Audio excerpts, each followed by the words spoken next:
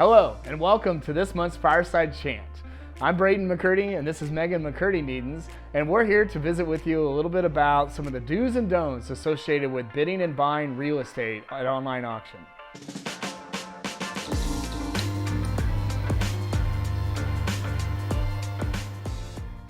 So Megan, every day we get the opportunity to interact with buyers and sellers, just like all of you online, that ask us regularly. So tell us, what's the secret to the online? You know, for years, we would connect buyers and sellers on the lawns, standing at the property, and we got to meet and greet and shake hands with each and every one of you, and really gave us that opportunity to visit with you. And many times those conversations would transition into some of the psychology about when to bid and how to bid. And when it's online, people are in the comfort of their own home.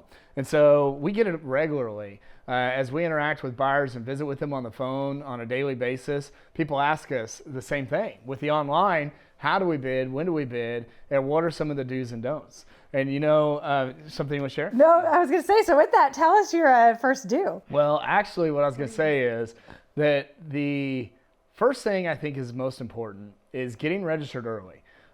Things happen with real estate, you know, and when we have roughly 3 weeks of marketing and a 9-day bid off there at the tail end, things can happen. We might find out that a tenant's moving. We might find out that there was a hailstorm last week and the roof had damage and an insurance claim, or we might find out that there's an update to the title commitment.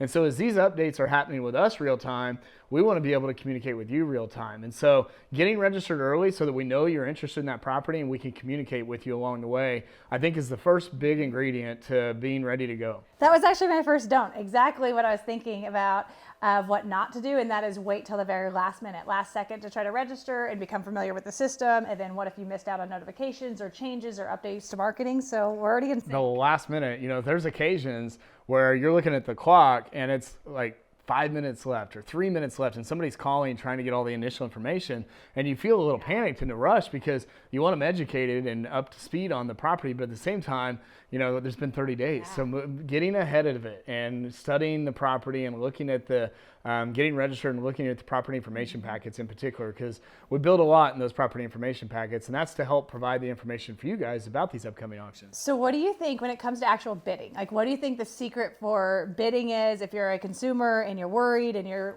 you know, I don't know how to do this, or what if I miss it? What would you say your secrets are for that?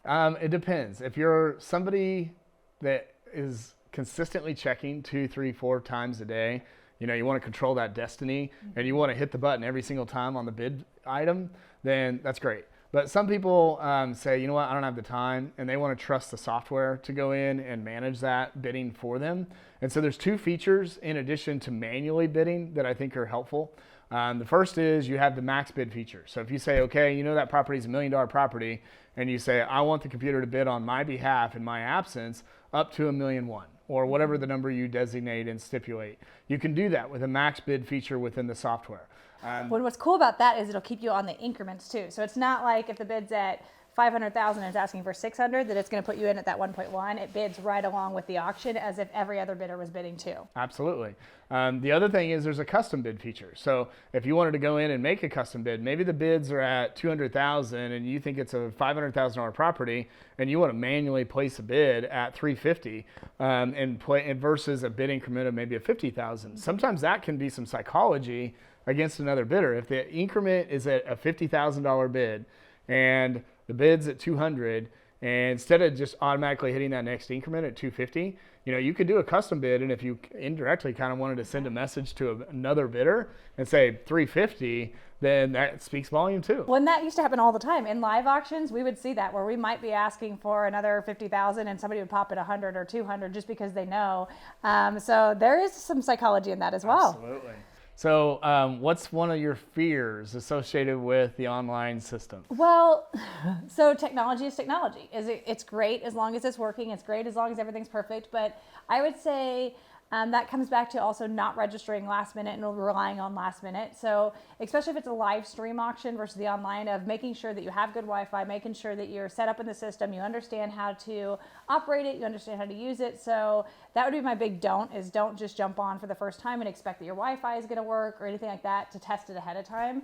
That always makes me afraid that somebody's going to call and say, I couldn't get my computer to work. And if that happens, at the same time also calling us. I mean, we have had people who call us who, hey, my signal went out, and we've been able to accommodate. So don't just count on Wi-Fi. Well, Megan, the other day I had one, and they had their computer that was on their home Wi-Fi, and then their cell phone, they turned the Wi-Fi off on it because they wanted to be on the cell phone signal because they were concerned about that internet connectivity. So a backup solution, that's a good angle too.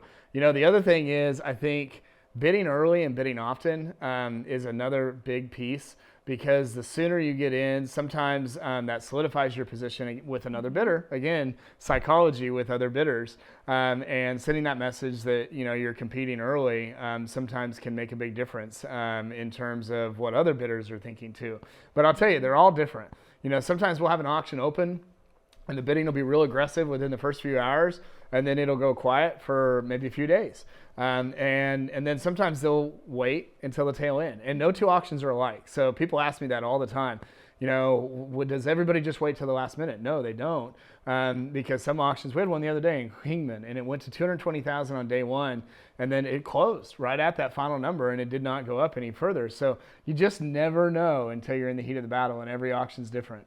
So, you know, that's kind of thinking about one of my don'ts would be don't wait till last minute. That's literally, you know, again, it comes a little bit back to technology, but what we see in the live stream auction, so if we're actually auctioneering and you wait till that very, very, very last second and the auctioneer is literally about to drop the gavel, you can miss it. I mean, technology does have, I think it's less than a half a second delay, but don't hold back. That's don't miss it. On the online onlys, I would be, if I was a buyer, I would be a wreck if I was waiting until 2 seconds left to place my bid, because what if it didn't happen? And on the online onlys, those are timed auctions. So there's an automatic 60-second extension. So waiting till the last 2 seconds doesn't necessarily give you any benefit. That's right. In fact, I think the risk is higher by what if I miss it, or what if it doesn't go through or get submitted in time. We really don't have that happen, but just on your end, I mean, what if your internet activity or connection went out real quick? So that'd be my don't. So is don't wait till the last second. But I love the psychology you're talking about. I've just sitting here talking, I think a lot about the live auction days. You're talking about